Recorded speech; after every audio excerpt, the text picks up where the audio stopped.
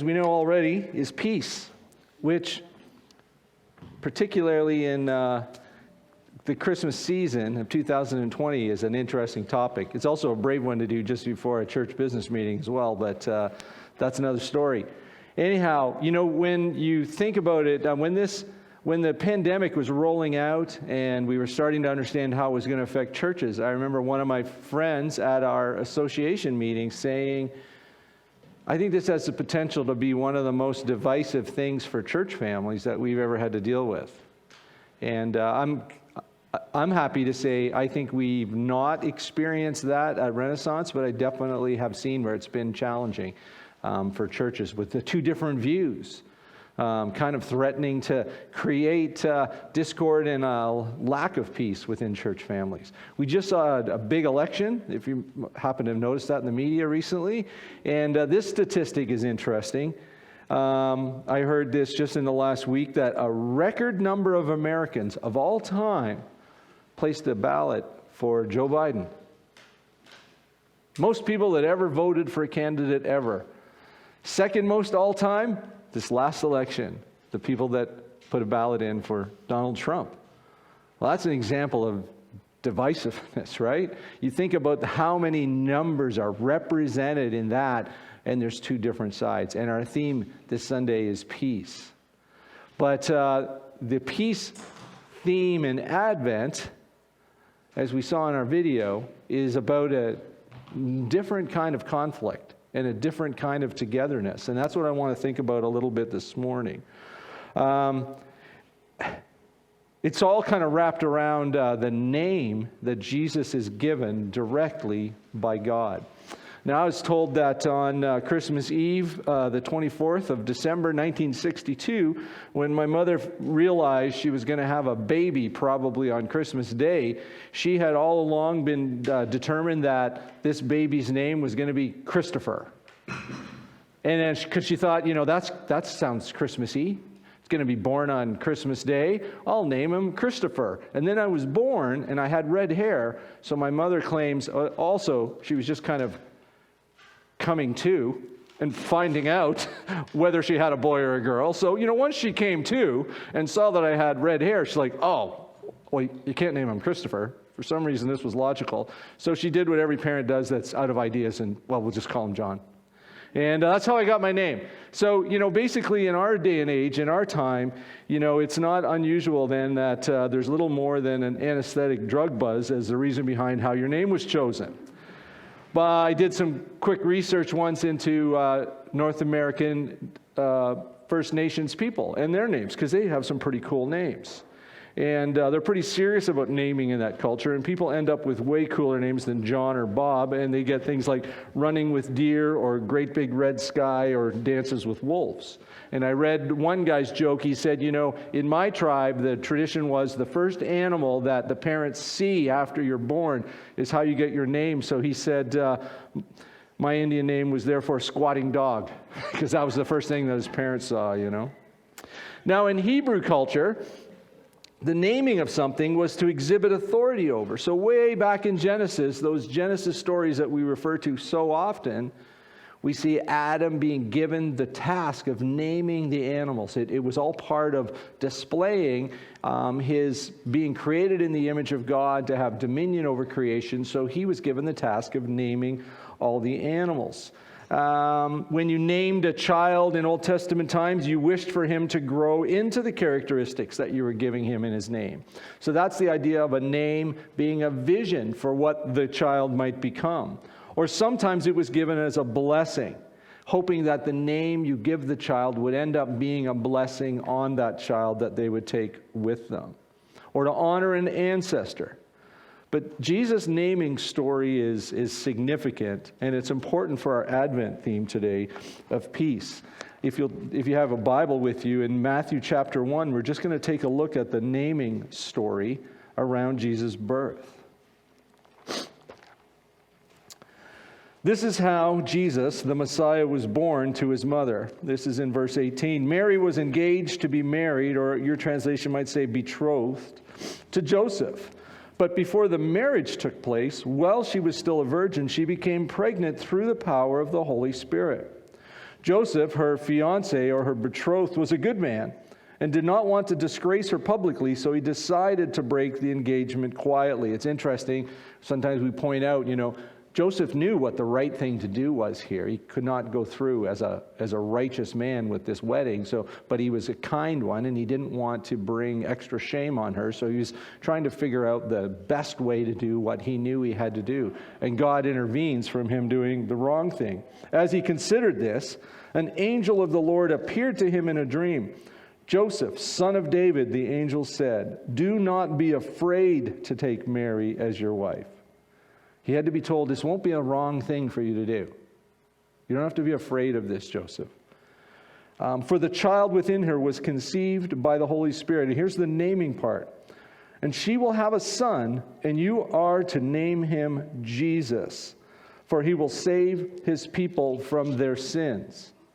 All of this occurred to fulfill the Lord's message through his prophet. "Look, the virgin will conceive a child, she will give birth to a son, and they will call him Emmanuel," which means God with us, or God is with us.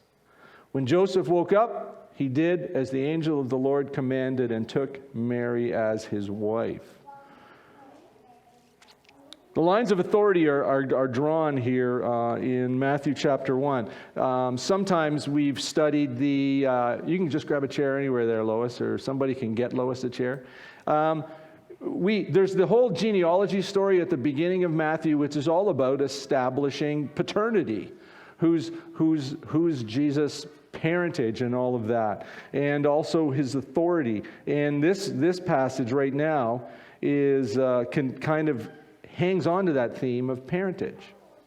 And God, as his father, claims the authority over the naming rights for this child. And he gives him a very specific name. And he sends a message through an angel. An angel is basically a messenger of God. So the angel is at this point speaking God's word. So this name couldn't have come from a place of higher authority. There's no doubt that it's completely the right name. And this name is given to him, Jesus. Because when an angel speaks in Scripture, they don't just speak words, they're speaking God's word. In John's Gospel, we don't have time to flip over there, but in the beginning was the Word is how it writes, and here the naming of this baby is the Word of God. This message of God in Matthew chapter 1 pretty much preaches who Jesus is and what he does. Our theology teachers tell us again, this is the person and work of Jesus is all described in this name. It's far more profound than just a label to differentiate him from the kid next door when his mother would call him to come in the evening. It's saying incredibly important things about who this baby is. Jesus is the Greek form Jesus. It's kind of a translation of the Hebrew name Yeshu, a short form of Yeshua, and in our English Bibles we read that as Joshua. Ancient Hebrew names were usually an abbreviated form of a sentence, and these names often proclaim something about God. Well, Joshua means Yahweh helps, or it also can be in a form of a prayer, may Yahweh help. And it came to basically be boiled down to its kind of final meaning meant Yahweh saves. God saves. That's what Jesus is named. You're going to name this baby God saves. One scholar wrote, Jesus is God's answer to humanity's primal cry. But there's an often overlooked nugget of insight in this sentence we read in Matthew's gospel, this God saves label, and that's what he's going to save from. It's even important if you look at the line where his name is given, who he's going to save from what he's saving them from. And I don't know if you're still with me. I don't know if I'm still with me. But let's take a look at it. If you go through the Old Testament, you're going to find way more prayers in the Old Testament praying for God to save us. God save us, but it's usually his favored people. God save us from them. Them usually being their enemies. The ones that are out against God's people. So the prayer, God saves or God save us, this Joshua, Yeshua kind of thing in the Old Testament is almost always in the context of God save us from them. those enemies out there, or save us from this pestilence, or save us from this drought, or God, save us from this thing that's out there, outside. But Matthew doesn't really say that here. Interestingly, it says God Jesus would be named Jesus because God will save his people from their sins. From their sins. So Jesus being named Jesus coming to be a Savior, it's important to realize he was coming to do something for a people who weren't really yet fully aware of what they really needed. Their prayer for a Messiah was somebody that was going to save them from the oppression, from all the power out there that's against them. And this message right from the get-go says, he turns it inside. No, he's going to save his own people from their sins. If you go back to the Advent peace theme, Jesus would bring a peace that people for the most part weren't looking for then, and we probably need to remember for the most part they're not looking for it now. So let's be clear from the outset. The only people who need the salvation that Jesus actually came to give are sinners. In order to enter into the salvation he offers, there has to be an awareness and an admission of sin. That requirement doesn't sound very Christmassy in our regular Christmas greeting kind of ideas. It's not primarily what people are looking at when they're talking about peace and Christmas peace and we need to get the message of peace. Everybody loves the idea of peace in a kind of a John Lennon war is over kind of peace.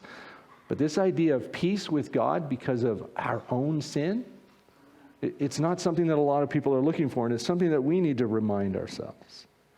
It's that the idea that the only people that get in on this offer of peace are sinners doesn't sound like good news. And it's good news if you're a sinner. So I'd like you to take an exercise right now. I'd like you to look at the person on your left. Now take a look at the person on the right. Every one of them is a sinner. And they just looked at you. And you're looking at me right now.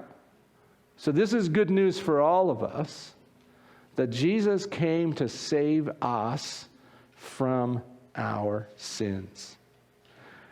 I have a question here in my notes. What are you most likely to come to Jesus for in prayer? Lord, save me from these sinners out there.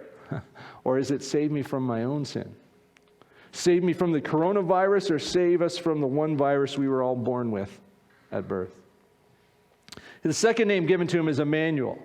There's no other more significant name that he could be given than Emmanuel. This name, which Matthew refers to in his gospel in verse 23, was first given to Jesus by the prophet Isaiah 700 years before his birth in Isaiah chapter 7. And Matthew tells us it means God with us. Jesus is Emmanuel, God with us. And I'd like us to think about why that's so significant at this Advent time and how it's connected with this idea of peace and shalom. This baby born to Mary, the infant that the shepherds are going to run to see, the newborn child that Magi are going to travel hundreds of miles to see, is Emmanuel, God with us. But in what sense is Jesus God with us, and what changed? Because, we can ask the question, wasn't God always with us? I understand my theology, Pastor John. God's everywhere. You can't get out of his presence. God's always present.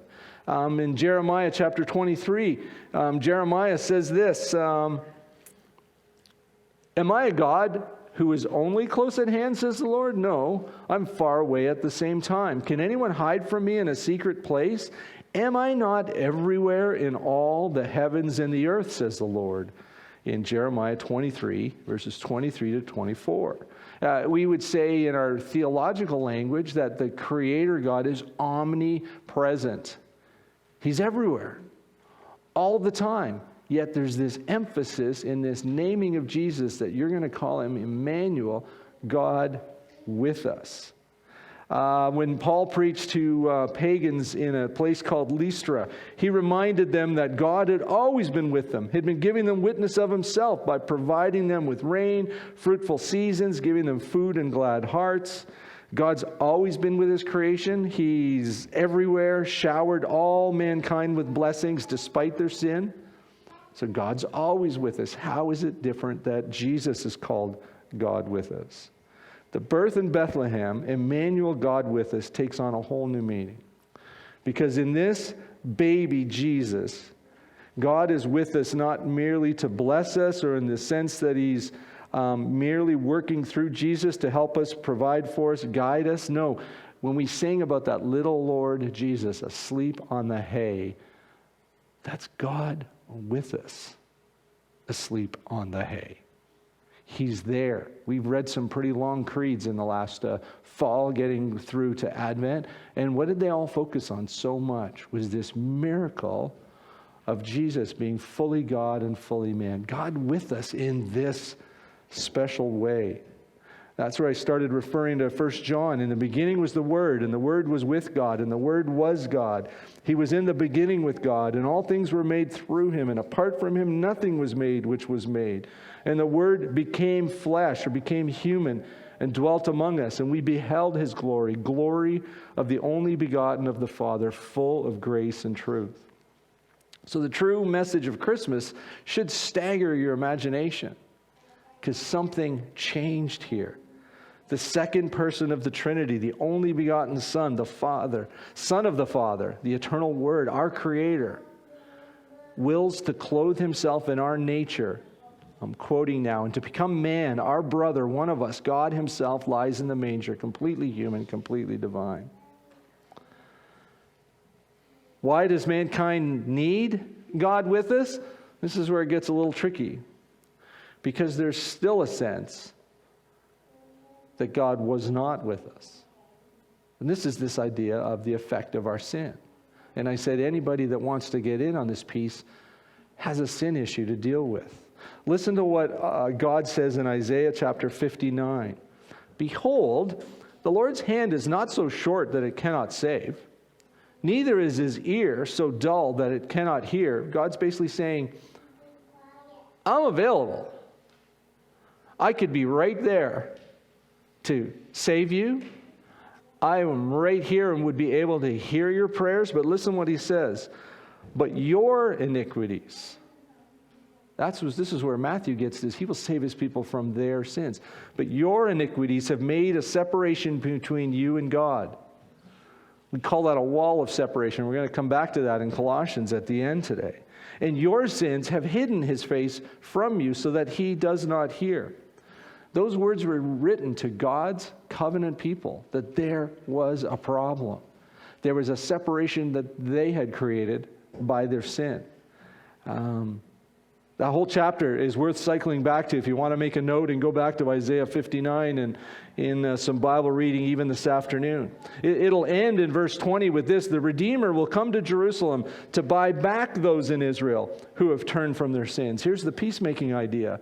And this is my covenant with them, says the Lord. My spirit will not leave them, and neither will these words I've given you. They will be on your lips and on the lips of your children and your children's children forever. I, the Lord, have spoken. But this whole idea of God needing to do something about a broken relationship between himself and us because of our sin, again, that's not regular Christmas card, Christmas special, Christmas carol kind of peacemaking. This is the kind of peace that Christ came to give.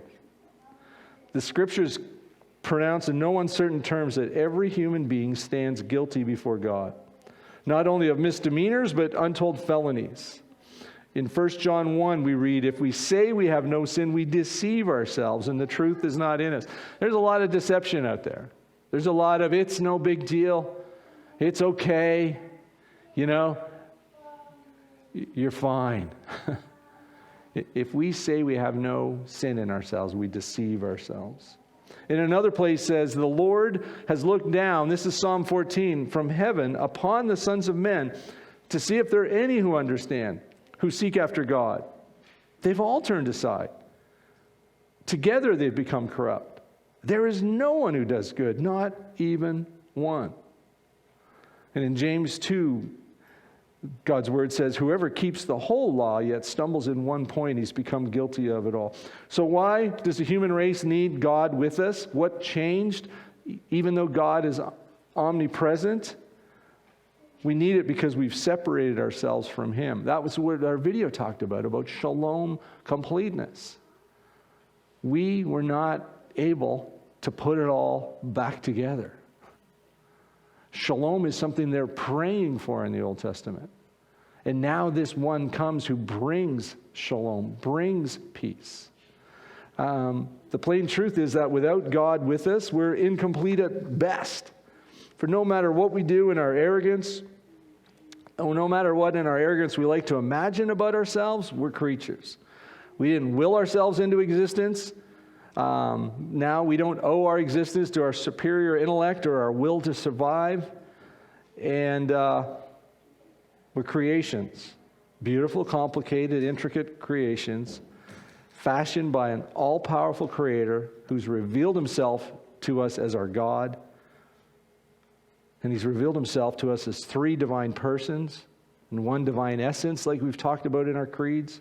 Father, Son, and Holy Spirit. We were created by this loving creator in the image of God. We were then created for the express purpose of knowing and loving and being connected with him. And that was broken. So Jesus comes to repair that. As God saves, he's God with us. St. Augustine's famous for his quote, "You have formed us for yourself, and our hearts are restless until we find rest in you." In a nutshell, that's describing the human condition. There's a lot of restlessness out there.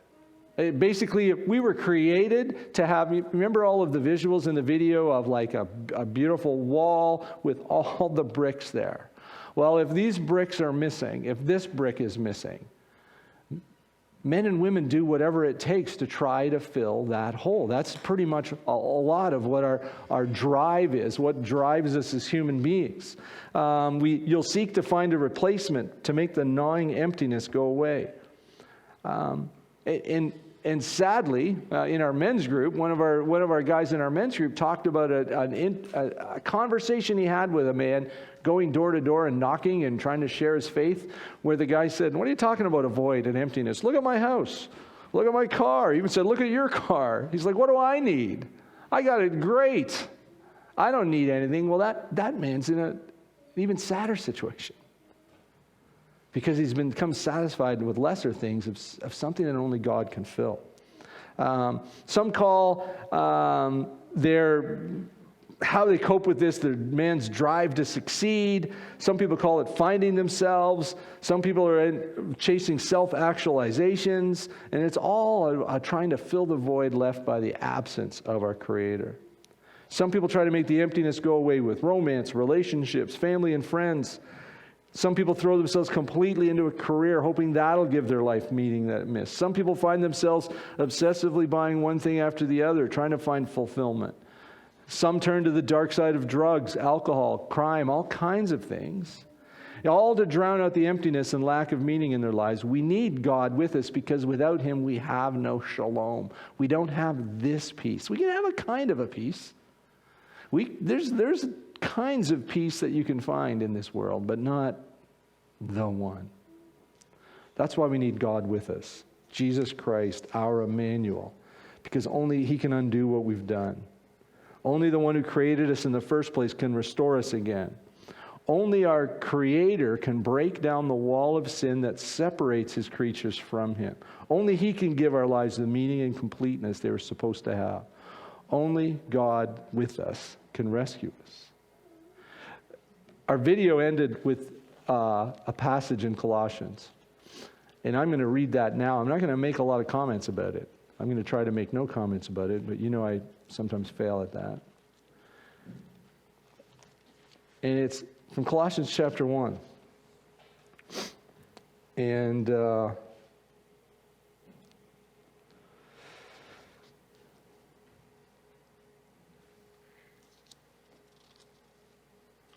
I'm trying to find it myself. Colossians chapter 1. There we go. Christ is the visible image of the invisible God. He existed before anything was created, and is supreme over all creation. For through him God created everything in the heavenly realms and on earth. He made the things we can see and the things we can't see, such as thrones, kingdoms, rulers, and authorities in the unseen world. Everything was created through him and for him. He existed before anything else. And listen to this, and all we've been talking about is about shalom and completeness. And he holds all creation together. He's the head of the church, which is his body. He's the beginning, supreme over all who rise from the dead. So he's first in everything. For God in all his fullness was pleased to live in Christ. And through him, God reconciled everything to himself. He made peace with everything in heaven and on earth by means of Christ's blood in the cross. This includes you who were once far away from God. You were his enemies, separated from him by your evil thoughts and actions. Yet now he's reconciled you to himself through the death of Christ in his physical body. As a result, he has brought you into his own presence, and you are holy and blameless as you stand before him, without a single fault. And here's our Advent Christmas theme takeaway. But you must continue to believe this truth and stand firmly in it. Don't drift away from the assurance you received when you heard the good news. The good news has been preached all over the world. It's good news. God. Let's pray together.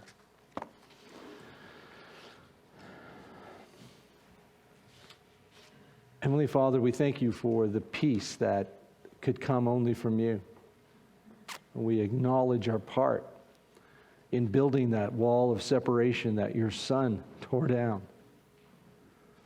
Made the way for us to be made right with you, to be saved from our sins. Lord, I pray you'd help us to have that perspective, and that it would give us great empathy and compassion for the world we live in and the people we know. Some that disappoint us, some that we see doing things that we don't approve of. To take a look in the mirror and remember that the message of Christmas reminds us that Jesus came to save us from our sins. And if you would use us to share that message with others, we'd be thrilled. We ask this in Jesus' name.